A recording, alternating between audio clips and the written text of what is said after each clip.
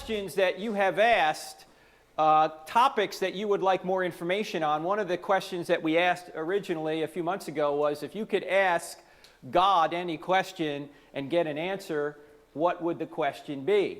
And so our job then is when you ask that question to research it, see what God says about it, and then get back to you. Okay, that's really what we're doing here. So there's several other of these we have planned, maybe one a month we'll do.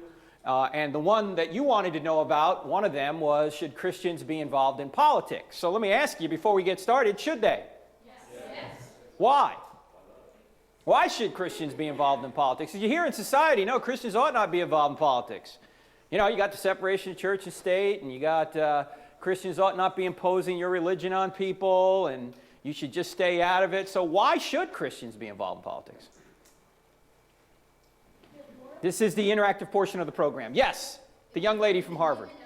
What we believe in makes our choices or affects our choices, yes. So how does that relate to politics, though? Why would you say that? All right, so if we believe abortion's okay, maybe politically we'll make it okay. If we think it's not okay, then maybe politically we'll make it not okay. Jennifer, go ahead. By not acting on something, we can unintentionally act on it. By not doing something, that can have unintended consequences, right? If we don't get involved, then maybe the country goes the wrong direction. Yes, go ahead. Politics affects culture. That's good. All right, Christians' job is to affect culture. In fact, in the very beginning, when God told Adam and Eve to subdue the land, they're supposed to bring culture under the dominion of themselves. And that's one argument that people give for Christians being involved in politics. Anybody else? Does anybody say that we ought not be involved? Because you can have that opinion, that's fine. I mean, a lot of people say, you know, we ought not get involved because we just ought to concentrate on evangelism and we're wasting time when we should be out trying to save souls. Yes. Don't save the ship, save the people. Okay, they say that, all right. Right, save the people in the United States. But question, does the ship affect the people? Yes. Yeah, it does. So if you totally neglect the ship, then the people are going to be affected. So the slogan, don't save the ship, save the people, really doesn't work. Because the ship does affect the people. Yeah, the people are most important, but the ship actually affects the people. So even if you believe people are important, you got to start saving the ship too. All right?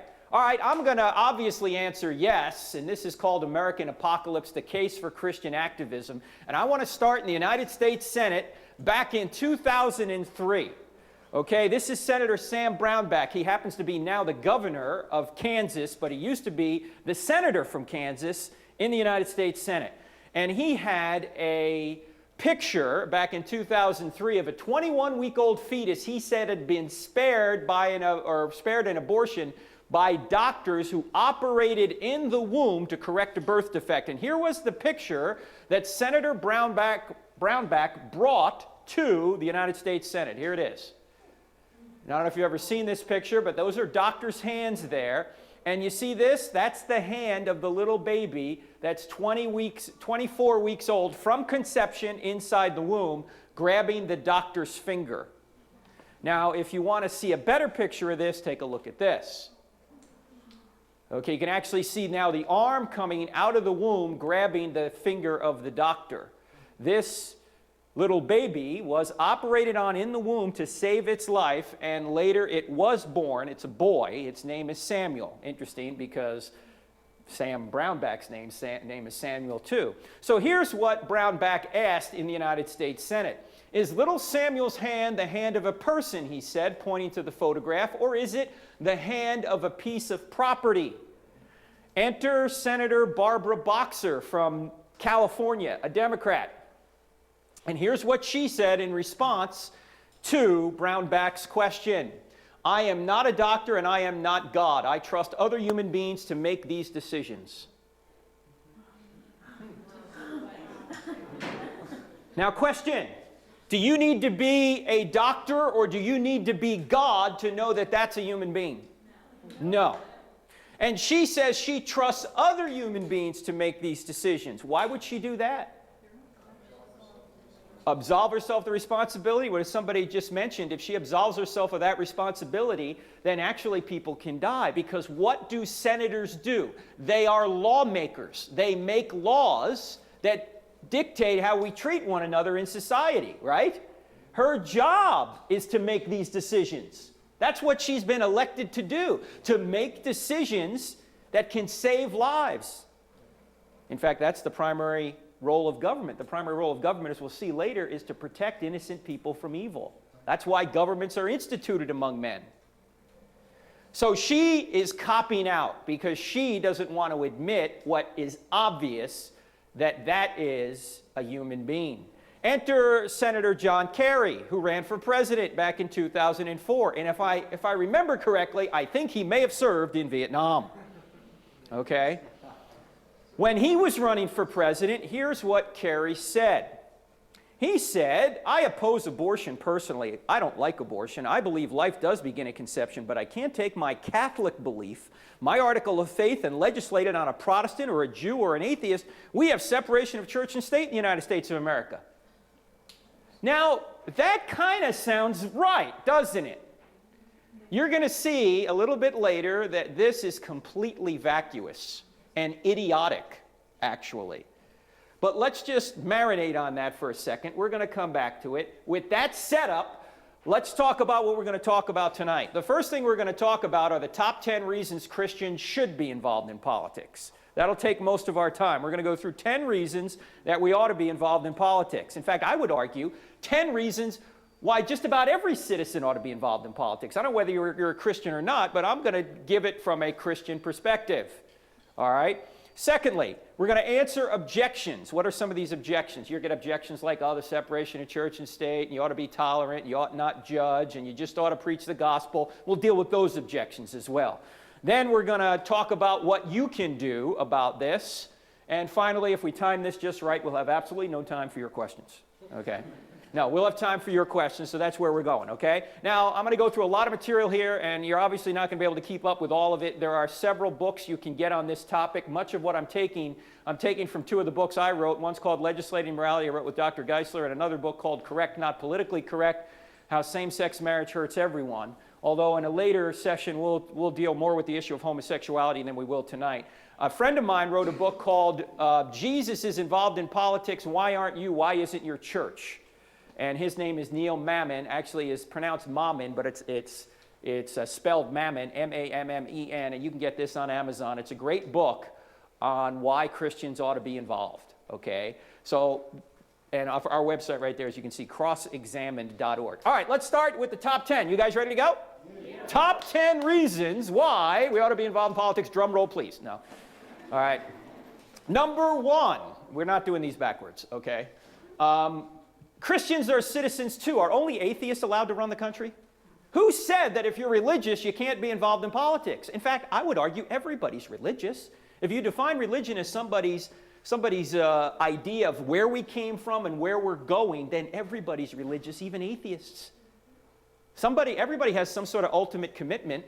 So everybody would be excluded from being involved in politics if religion excluded you from being involved in politics. The whole thing is completely misplaced. Everybody ought to be involved in politics, in my view. If you're an educated person, you ought to be involved, okay? Especially in our country, where a good citizen should be informed and then should vote. Christian or even non-Christian, you ought to be involved. Secondly, God created government and He commanded us to be salt and light in everything. We'll talk a little bit later about how God created government, but He commanded us to be salt and light. When He said be salt and light, He didn't say be salt and light in everything but politics. There is a friend of mine who runs a great ministry in Colorado. I speak at it every summer. It's called Summit. Have you guys ever heard of Summit? Summit Ministries? Great ministry out in Colorado. It's around the country too, but they're headquartered in Colorado, Manitou Springs. His name is David Noble. He had a vision in 1961, 50 years ago, that young people would need Christian worldview and apologetics training, so he started Summit. And every summer, they take people through a 2-week program. They have, I think, 7 or 8 weeks of this. They ask people like myself to come in and teach, and other folks.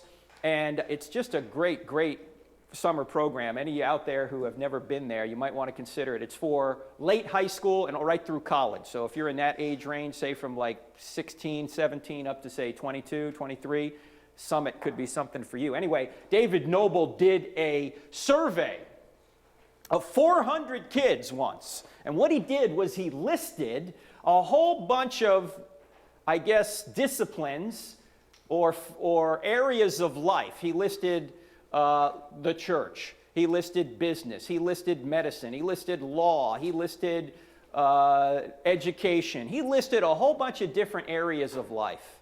And next to each area of life, he put 2 columns or 2 check boxes. Check whether this area of life is either sacred or it's secular. He gave the survey to 400 kids. Only one person got a 100% score. What's the right answer? Everything is sacred. There is nothing secular to the Christian. Everything you do is sacred. Every area of life is sacred. There's not a Christian side of you and a non-Christian side of you. There's not a Christian side of you and a secular side of you. Everything about you is based on Christ. In fact, Paul even says this. We take every thought captive to Christ. We demolish arguments and take every thought captive to Christ. The whole person is a Christian. There's not areas of you that are and areas of you that aren't. Okay? Everybody in here is a Christian, and you should act that way. So we're to be salt and light in everything. I don't care where you work or what you do, you're to be a Christian everywhere. You know, a lot of times people say that, and they've said this in the past, that the only noble real professions are the ministry, right? You know, the pastors out there and the missionaries. They're the ones really doing God's will. The rest of us just support them. Is that true? No. Every vocation, as long as it's a moral vocation, is a vocation that God can honor and that God can use you in. If we took all the Christians out of business, say, and put them in paid ministry, it would be a disaster. Why would it be a disaster? Who would reach the people in business? And who would make all the money to run the church? Right? There are people wherever you go, and wherever you go, you're to be a Christian. You're to be an ambassador for Him. So no matter what you do or where you go, you're to be salt and light. And if you're in government, you're to be salt and light. If you're in law, you're to be salt and light. If you're in medicine, you're to be salt and light. If you're in business, if you're a farmer, it doesn't matter what you do, you're to be salt and light. So we're to be salt and light in everything. Thirdly, and this is often overlooked, Jesus was involved in politics. Jesus was involved in politics? I never heard this.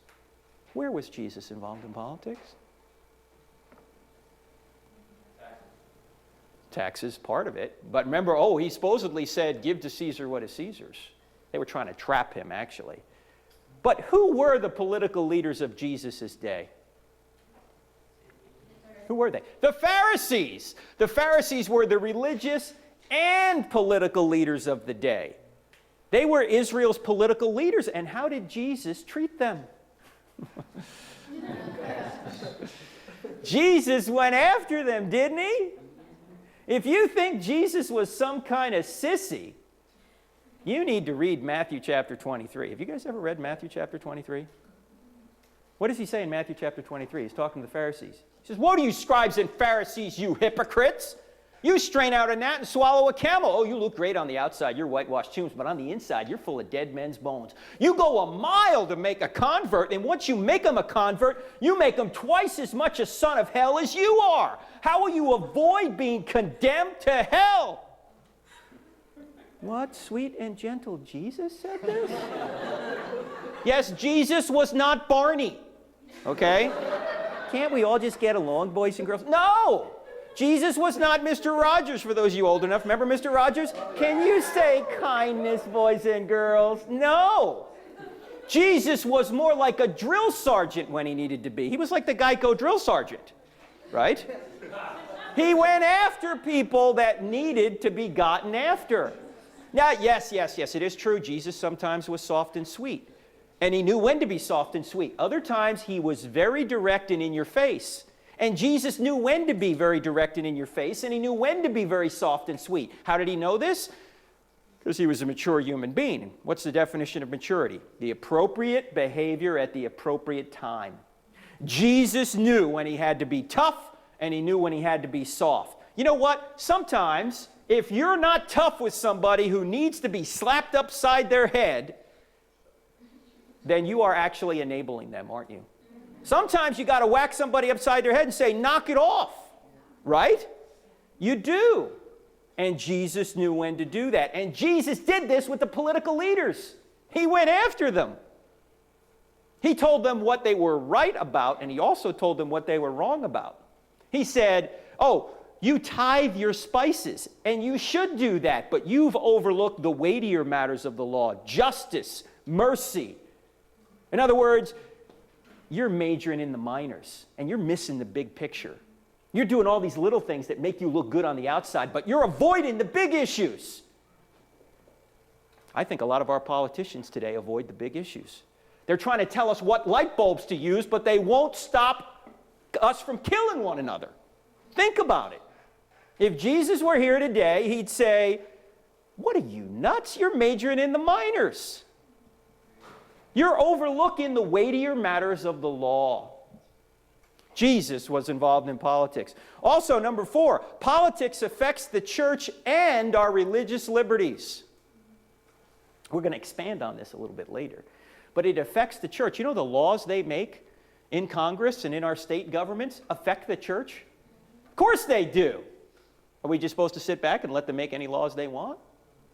Not only do the laws affect the church, but politics affects our children and our rights as parents and citizens. And these two, number 4 and number 5, we're going to take together and marinate on these for just a couple of minutes. In fact, I want to, we haven't talked much about homosexuality yet. I know you guys want to get into that. We'll save a future night to do that because that's a big topic in our culture today. But let me just show you, whether you think same-sex marriage is right or wrong, let me just show you what the impact of same-sex marriage has been in Massachusetts, the first state to get same-sex marriage. It was actually done to them by the legislature, by the judges. The Supreme Court said, you got to have same-sex marriage. And the legislature caved in on it and said, okay. Here is what has been going on in Massachusetts, and this started in about 2003. These are just some of the impacts. First of all, in Massachusetts, parents now have no right to know or to opt out when homosexuality has been taught in schools. This is as early as kindergarten. In fact, one parent got so incensed over this that they actually threw him in jail because he wanted to know when his kindergarten child was being taught homosexuality, and they said, you have no right to know. And he got really upset. They threw him in jail overnight. This was just in the paper, just in the Boston Herald a few days ago. One lady wrote an article on sex education in Massachusetts schools, and one administrator actually said this to her. The goal is to reach kids before they absorb their parents' values. By middle school, it's too late. This is an agenda to reach and indoctrinate young people into homosexuality is just fine. I can give you the reference if you want. It's actually from an article called Sex Ed, Wrong Right of, let me see what the actual title is, stand by. Wrong Right of Spring, Thursday, March 24th, 2011, in the Boston Herald. You can look it up. The author of the article is Jennifer C. I'll spell the last name, Braceeras. Braceeras. She's an attorney, apparently, wrote a column, and this is the kind of response she got regarding her kid at her Massachusetts public school. Okay? Talk about indoctrination. Secondly, taxpayer money now goes to advocacy groups to promote homosexuality in schools. The only group to get an increase due to the budget problems in all states in Massachusetts was homosexual advocacy groups. Everybody else took a cut. But tax dollars, if you live in Massachusetts, your tax dollars are going to pay for this. Businesses must now give benefits to same-sex couples. If you give benefits to heterosexual couples, you have to give them by law now to same-sex couples in Massachusetts. It doesn't matter whether you're a Christian or not, or you have a moral objection to it. Too bad, too sad, you got to do it. Why? Politics. Businesses must now perform same-sex weddings. In fact, people have been sued. Churches have been sued, not just in Massachusetts, but elsewhere, for not performing same-sex weddings. Now, most of the times the churches get off, but photographers have been sued. In New Mexico, a photographer was sued $5,000 and lost because he said, I can't do a same-sex wedding. Could you find another photographer? No, sorry. Caterers, same thing. If you say, I got a moral objection to this, can't do it, too bad, so sad. Adoption agencies must now provide children to homosexuals. A number of years ago, right after this happened, they passed a law that said if you're an adoption agency, you got to give kids to homosexuals. And Catholic Charities was one of about 90 adoption agencies in Massachusetts, and they went to the state and said, hey, we're Catholic and we have a moral objection to this. We can't do it. There are about 90 other of these adoption agencies in Massachusetts. Can you give us an exemption? And if a homosexual wants to get a baby, they can go to another adoption agency. You know what the state said? We're so sorry. Same-sex marriage is the law of the land here now. You've got to do it. You know what Catholic Charities did? Packed up and left. That's right, Jeff. They closed the doors. To their credit, they said, we can't do this. Conscientious objection. See, there's no such thing as neutrality when it comes to government. There's no neutrality here. It's one way or the other way. Also, religious liberties are being usurped. Now, this just isn't in Massachusetts here. Let me introduce you to Jennifer Keaton. She was expelled from Augusta State University counseling program for biblical natural law views. In other words, she was in a counseling program right down here in Georgia. And they said, look, if you don't agree with homosexuality, you're out of the program. And they said, if you want to remain in this program, you know what you need to do? You need to take a remedial course. What's the remedial course? We're going to teach you that your religious or moral beliefs are wrong and you need to adopt our beliefs. In fact, we even suggest you go to the Augusta Gay Pride Parade and you go learn that your values are wrong. What do you think Jennifer Keaton did? She called the ADF, the Alliance Defense Fund, which is an organization of attorneys, mostly Christian, who try and defend Christians against this kind of religious bigotry. And right now, this case is in court. But it's not the only case. This young lady, Julia Ward, was expelled from Eastern Michigan University counseling program. I've actually spoken on this campus, Eastern Michigan.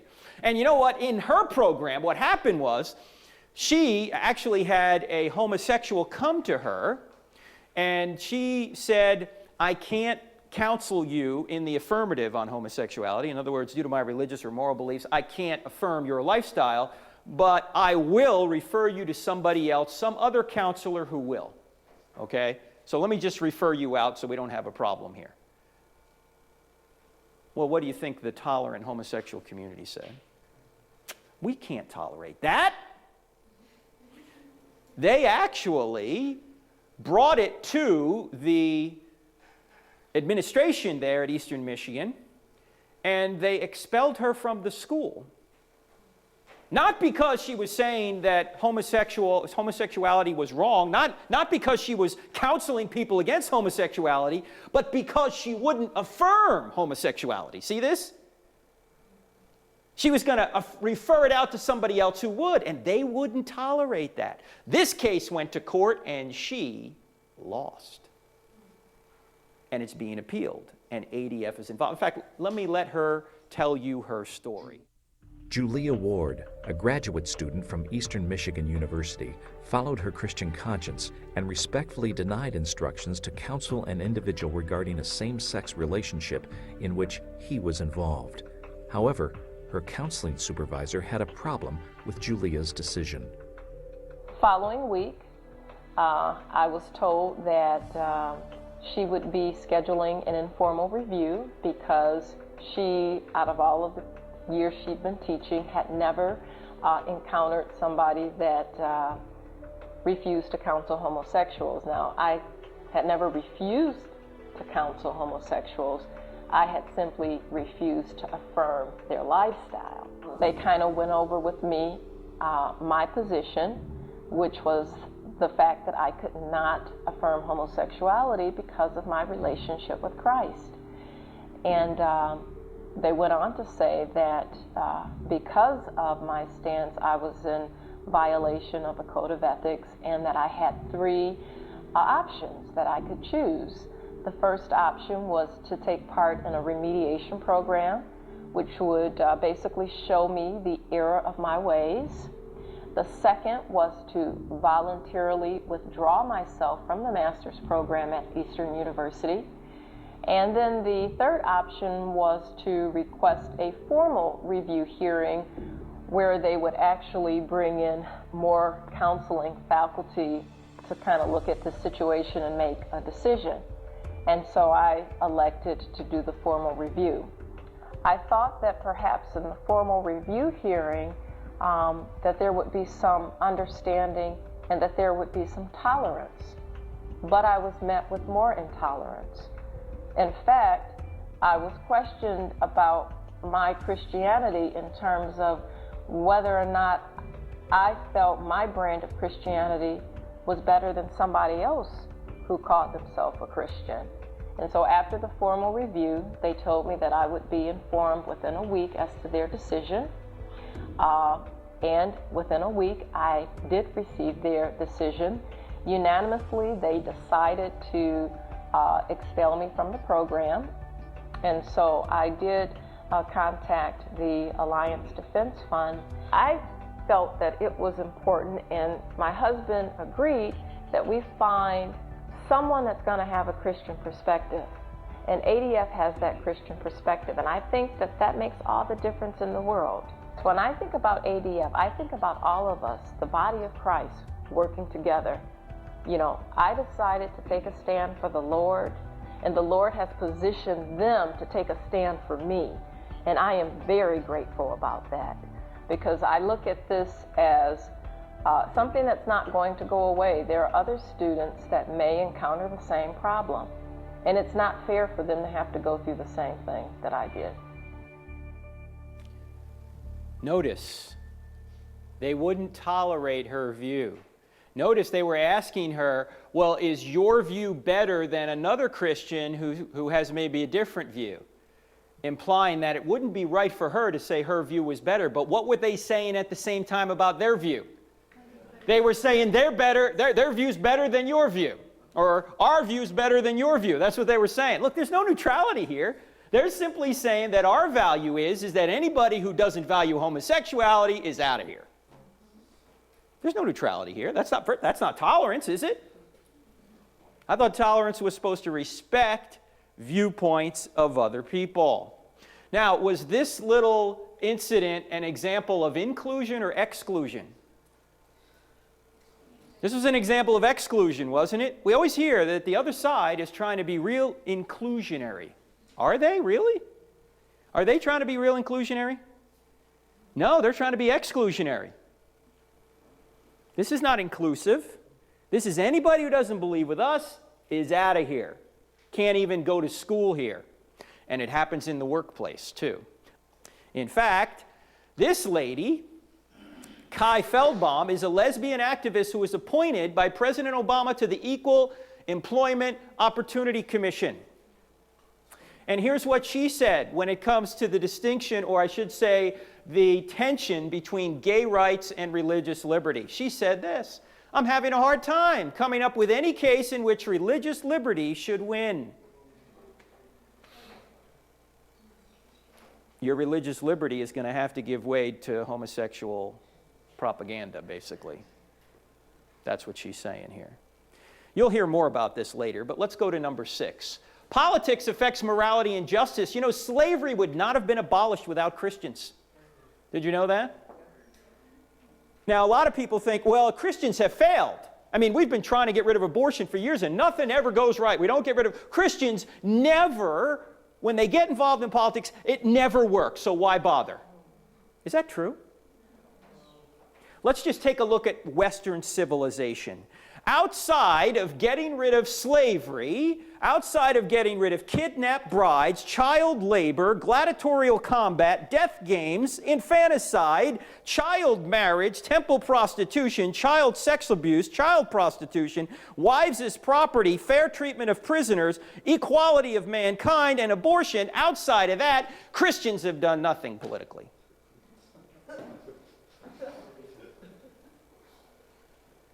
You say, well, look at the last one. We're not too successful on abortion.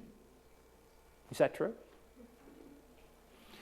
Here's what's been going on in the past decade or so in the United States. Over the past decade or so, pro-life Christians have passed over 500 laws restricting abortion, most of them at the state level.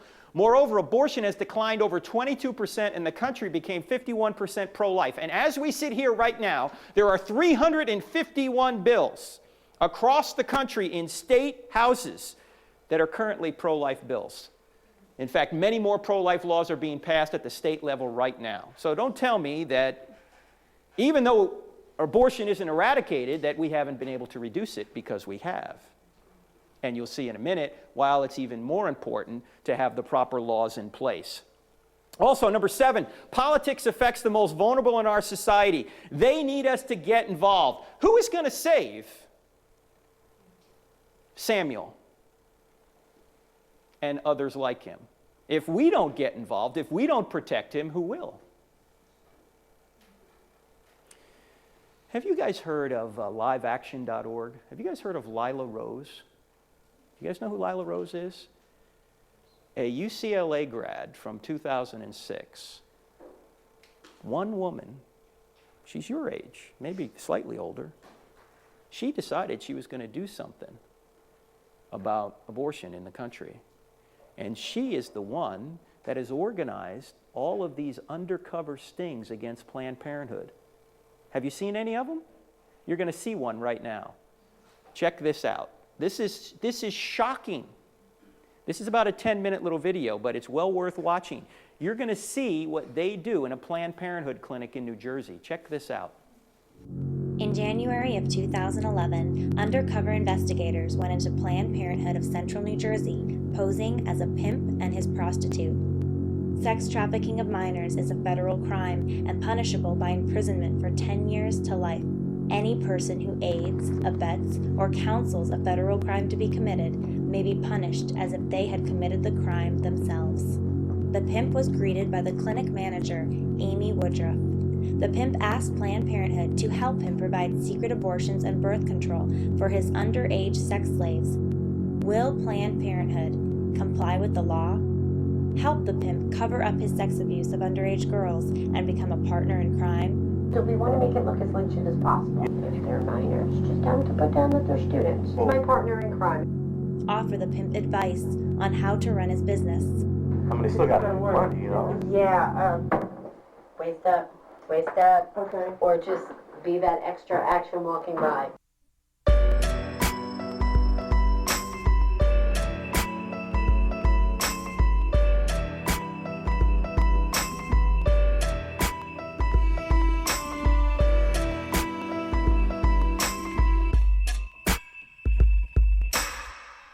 So we're involved in sex work, all right?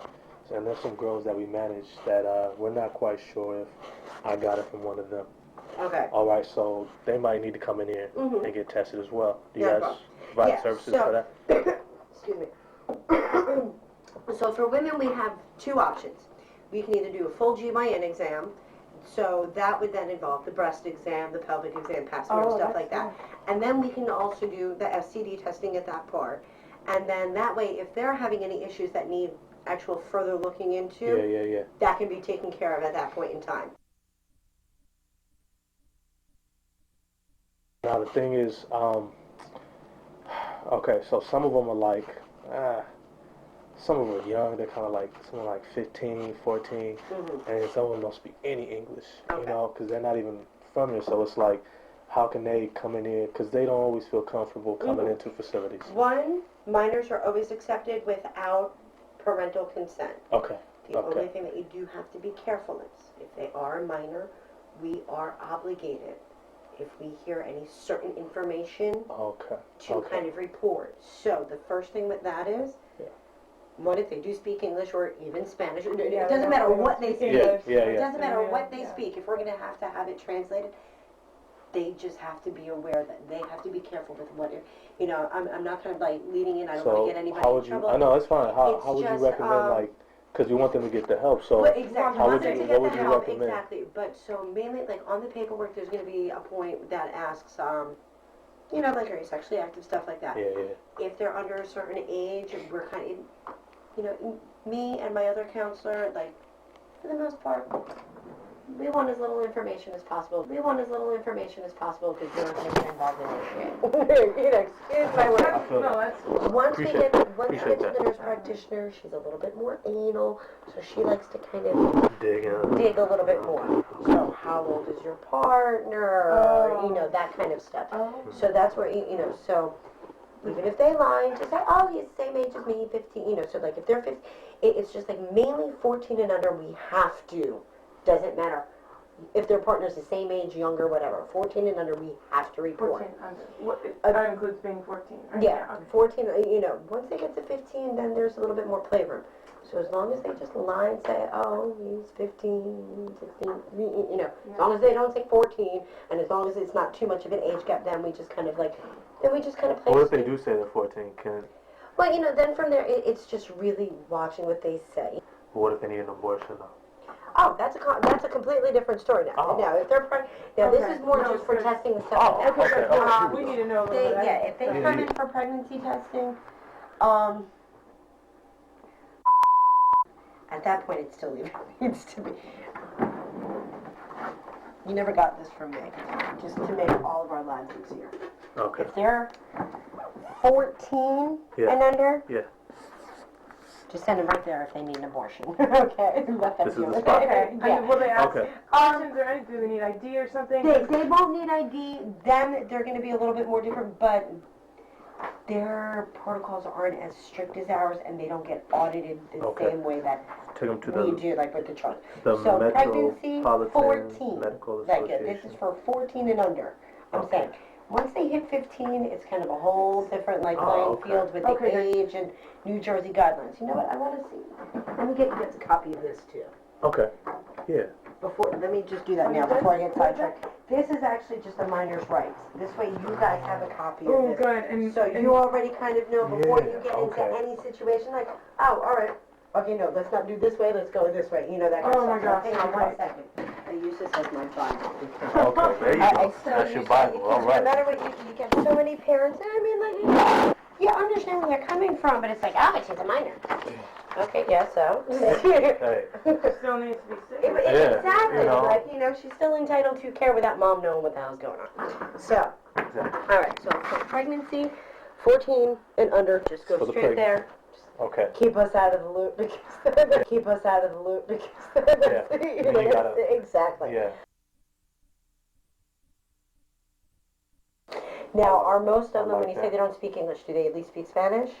Some of them are like Asian. Eh, Like, oh, okay. You know. No matter what, we do have access to like telephone translators. Okay. So Okay. if they don't speak English or Spanish, we can make do. You So know, you we'll can try, do yeah, it. we'll be, you know, preferably more with the STD testing and the pregnancy testing, only because once we get to exams, not only do they then they have to translate while we're in here, Yeah. then there's like no communication in the exam room, and then we need the translator for that, you know. So, Gets or even if complicated. they can bring somebody who would translate for them, you know, that would be great too.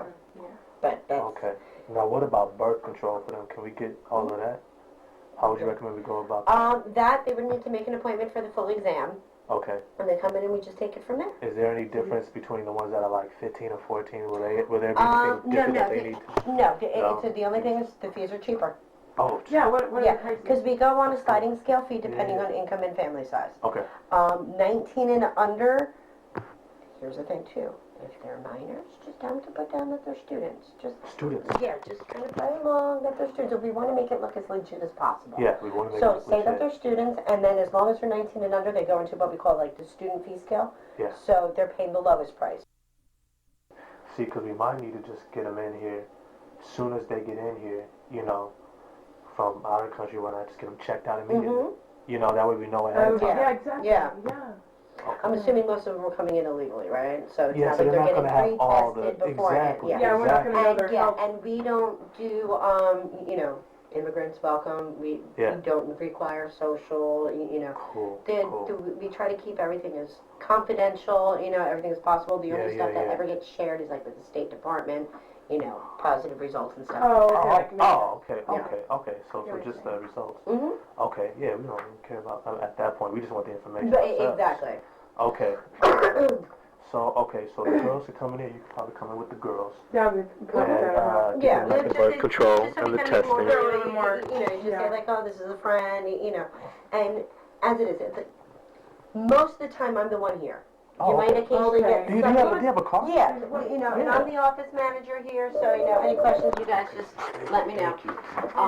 But for the most part, I'm usually the one doing most of the interviewing before they go back for the exam. Okay, so then you know me. Occasionally, and- exactly, occasionally I do have somebody like, you know, who's helping out and floating out, I might have an extra person, so you might end up getting somebody else, but you know, Yeah, I'm sure they'll be fine. Like, you know, if I'm comfortable with you, then exactly, you know, they'll be and you just comfortable kind of, with you. Yeah. so the whole thing is like, with me, we already know. I see you, we already know we're gonna kind of alter the story and Yeah. kind of see what we can do to kind of tweak information. Yeah, and you Yeah. can. So, and if there's ever anything when they're filling out the paperwork that you're questionable, for the most part, we kind of harass you at the front desk. You left this blank, you left this blank. Yeah. You just be like, oh, well, I want to wait until I talk to the nurse.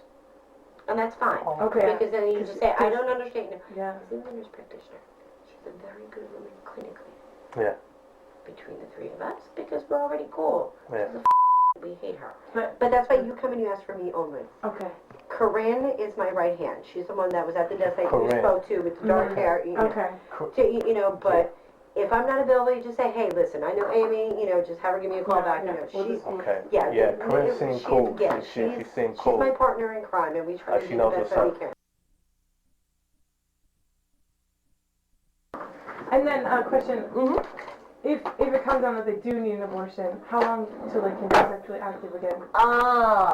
Minimum 2 weeks. Minimum 2 weeks. Minimum 2 weeks. Do you maybe have any suggestions about what else they could do in the time? 'Cause I mean, they still got It's gotta work. money, you know? Yeah, waist up, Waist up. waist up, okay. or just be that extra action walking by.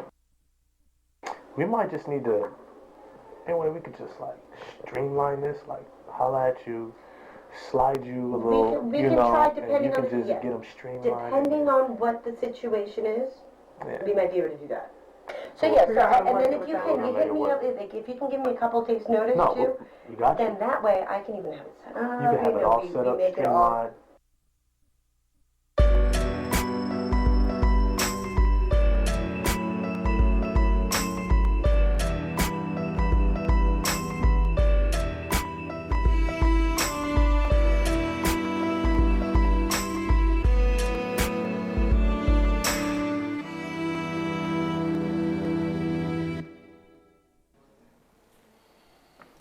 Should Planned Parenthood receive your tax dollars? No.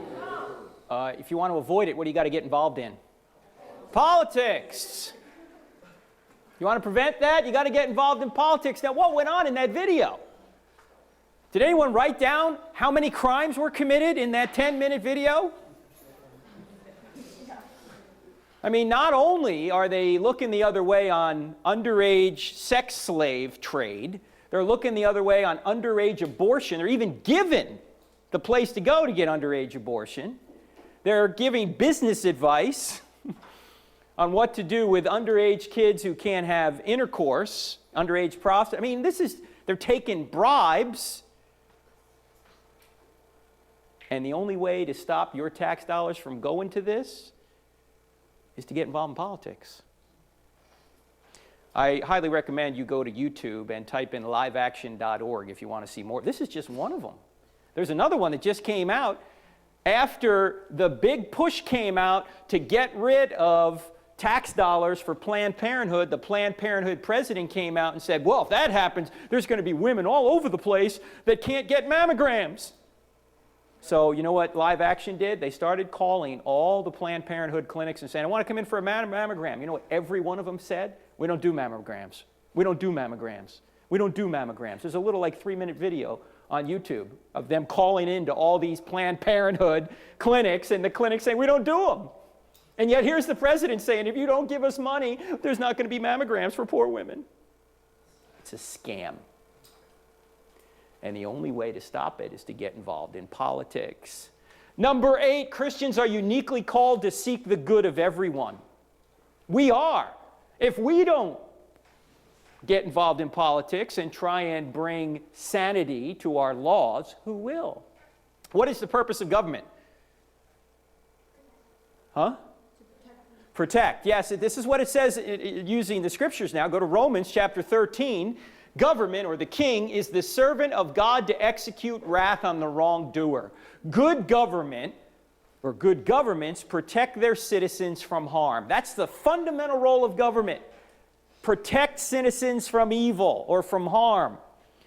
Only on occasion do governments promote good. Most of the time they're trying to prevent evil. That's the deal. That's why there are governments. And there's been nothing pithier said about government than what our constitutional father, James Madison, said. He said this: if men were angels, no government would be necessary. Think about that. If men were angels, no government would be necessary. We need a restraining force known as government to protect innocent people from evil. Of course, if you have a very Judeo-Christian country where you have many of the people saved, you need fewer and fewer laws. Why? What restrains them? The Holy Spirit restrains them. But when you cast off all restraint and you're not a Christian and you don't have the Holy Spirit, the tendency is that you will have societies that are much more violent. Number 9, this country wouldn't exist unless our founders got involved in politics. Who is this guy? Do you think he was a Christian? Of course. In fact, most of our founding fathers were Christians. If they didn't get involved in politics, we wouldn't even have a country. So it's completely ridiculous to say that we ought not be involved in politics. Finally, number 10, the law is a great teacher and it helps change behavior and attitudes. This may be one of the most important ones, number 10 here. Remember, these aren't in an area, or they're not in order of importance. But the law is a great teacher and it helps change behavior and attitudes. I'm going to put a picture up here. And as I put this picture up here, I want you to tell me who this is. All right, you guys ready? Here we go. Who is this? That is Britney Spears. And Britney Spears got into a lot of trouble because of this picture. Why? The baby is not in a car seat.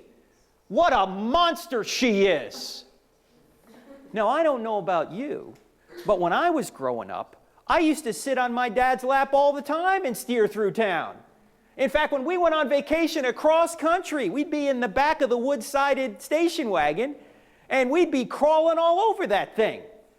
I mean, we'd be laying all over the place. We'd be hanging out the window. We didn't have car restraint seats.